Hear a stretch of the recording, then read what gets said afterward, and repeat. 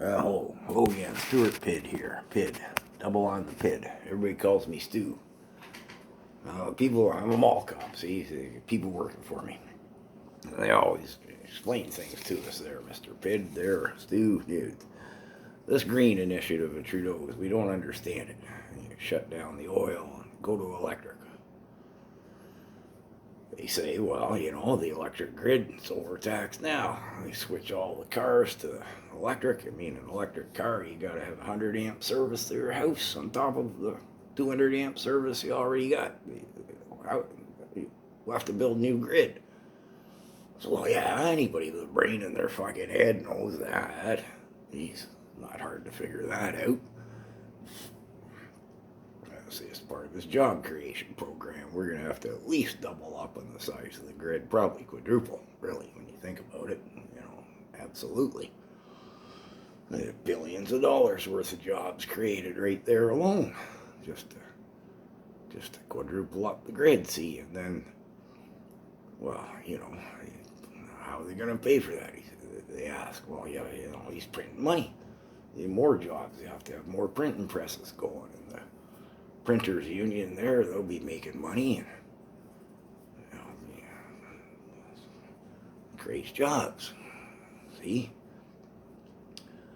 They say, well, everybody claims windmills there, they don't work. They, their life expectancy. And then their toxic waste, get rid of. They say, well, look, like there, a few years ago, we spent $30 billion here in Ontario. We bought windmills, but two things wrong with what they did there. See, well, in the first place, they only bought the provincial size ones. Trudeau, he's going to buy the federal size ones.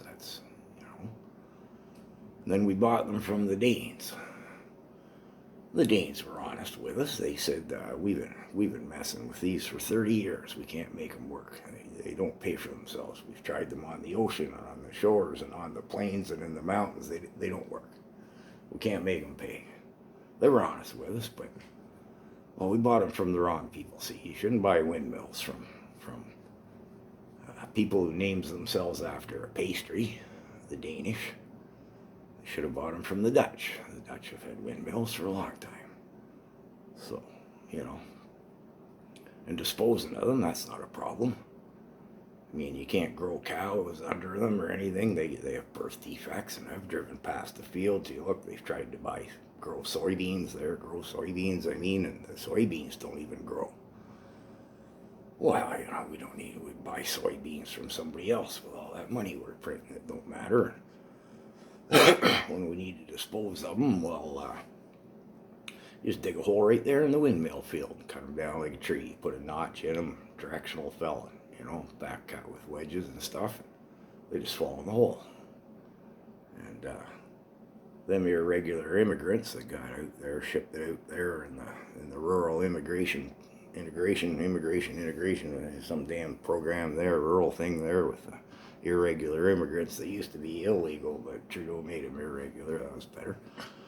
They just bury them, and you plant a new windmill there every 10 years. They don't last any longer than 10 years. You see, more jobs, more money.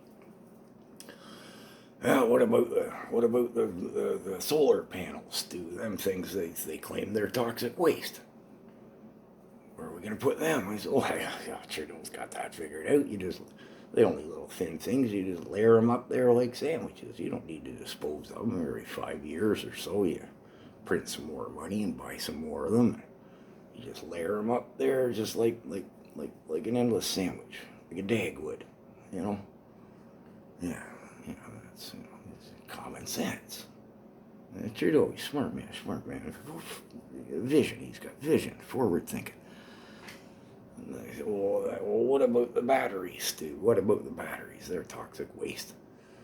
So, well, we bought them from China, so our buddies, the Chinese, they made them, and the Chinese soldiers are here. Soldiers do a rotation of duty. They don't come here and stay forever. They come and do a tour of duty, and they go back home. They can take a battery with them. Every one of them take a battery back with them. And then a rotation of duty there. We get a new Chinese soldier to protect us from the communist threat. They bring a new battery with us. We don't know shipping costs. See, Trudeau, he's always thinking. He's always thinking that's, you know. I don't know why I have to explain this to people. I don't see why you can't see the man's vision. He's a functionary there. He's got her all figured out. He does. I mean, you know, you look at how he changed we don't have no more illegal immigrants. See, well, that's another subject matter. I'll talk about the RCMP and the immigrants. That's another subject matter for next time. So, anyways, I mean, I'm just glad I could help you out and explain how the Trudeau Green Initiative works. See, it's about printing money, like just to summate. See, people say, well, can that work? I said, well, look at Venezuela. Worked so good down there, they shut down their oil industry and printed money. Now they got so much of it, the people throw it in the gutter. They just throw it in the street, the money. They got so much of it printed up there, so it's clogging up the drains. You can go on the internet and see that any day, any time. Every day you can see what's going on in Venezuela. I mean, they got so much of it, they throw it on the ground. Yeah, it's the new normal, because the old normal wasn't normal enough, I think. Well, I mean, that doesn't matter. I'm glad I could explain the Green Initiative to you. Yeah, so yeah, the new normal. Yeah.